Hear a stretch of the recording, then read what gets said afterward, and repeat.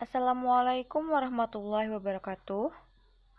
Perkenalkan kami dari kelompok 2 yang terdiri dari yang pertama Juniawan, yang kedua Khairunisa Aulia Pertiwi, yang ketiga Muhammad Bintang, yang keempat saya sendiri Nafisah, yang kelima Nur Azizah, dan yang keenam Nur Hayati. Baik, di sini kami akan mempresentasikan hasil kerja kelompok kami dengan judul materi Pancasila dalam Arus Sejarah Bangsa dengan dosen pengampu Bapak Selamat Maulana SPD MPD. Materi yang akan dibahas, yang pertama, menelusuri konsep dan urgensi Pancasila dalam arus sejarah bangsa Indonesia. Yang kedua, Pancasila dalam kajian sejarah bangsa Indonesia. Yang ketiga, menggali sumber historis, sosiologis, politis Pancasila dalam kajian sejarah bangsa Indonesia. Dan yang keempat, dinamika dan tantangan Pancasila dalam kajian sejarah bangsa Indonesia. Konsep urgensi Pancasila dalam arus sejarah bangsa Indonesia terbagi menjadi dua periode. Yang pertama, periode pengusulan Pancasila. Periode pengusulan Pancasila adalah sebuah bentuk dari cikal bakal munculnya sebuah ideologi yang dimana dimiliki oleh bangsa Indonesia, yang dimana terdapatnya sebuah rasa nasionalisme yang dimana kemudian menjadi awal dari tonggak sejarah untuk membuka pintu gerbang kemerdekaan dari bangsa Indonesia. Yang kedua, periode pengesahan Pancasila. Pancasila disahkan pada sidang PPKI bersamaan dengan Undang-Undang Dasar tahun 1945. Sebab Pancasila sendiri termuat pada pembukaan Undang-Undang Dasar 1945. Sidang PPKI yang meresmikan Pancasila ini dilangsungkan pada tanggal 18 Agustus tahun 1945.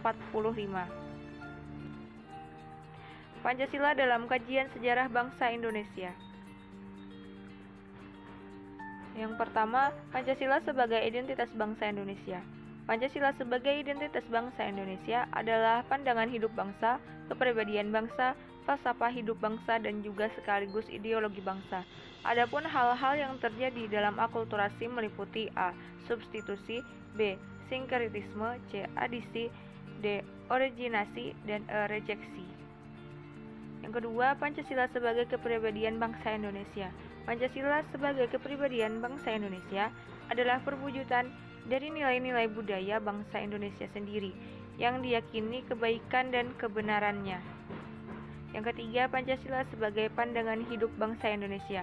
Pancasila sebagai pandangan hidup bangsa mengandung makna bahwa semua aktivitas kehidupan bangsa Indonesia sehari-hari harus sesuai dengan Pancasila, karena juga merupakan kristalisasi dari nilai-nilai yang dimiliki dan bersumber dari kehidupan bangsa Indonesia sendiri.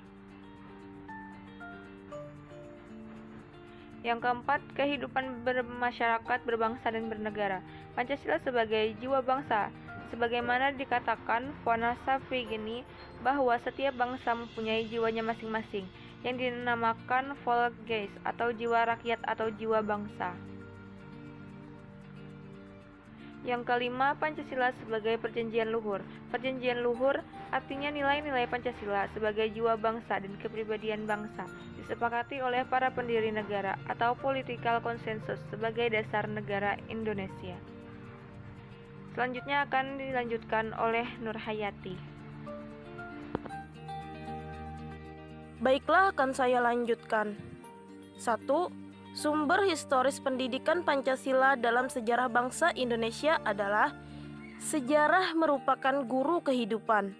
Pancasila melalui pendekatan historis ini amat penting dan tidak boleh dianggap remeh. Kedua, sumber sosiologis pendidikan Pancasila. Sosiologi dipahami sebagai ilmu tentang kehidupan antar manusia. Perspektif sosiologi memiliki nilai-nilai yang tertentu. Melalui pendekatan sosiologis diharapkan dapat mempelajari struktur sosial dan lain-lain. Ketiga, sumber politik pendidikan Pancasila. Pancasila dalam tataran tertentu merupakan ideologi politik, yaitu mengandung nilai-nilai yang menjadi kaidah penuntun dalam mewujudkan tata tertib sosial politik yang ideal. Dinamika Pancasila. dinamika perwujudan Pancasila sebagai dasar negara dan pandangan hidup bangsa. Pancasila adalah ideologi dasar bagi negara Indonesia.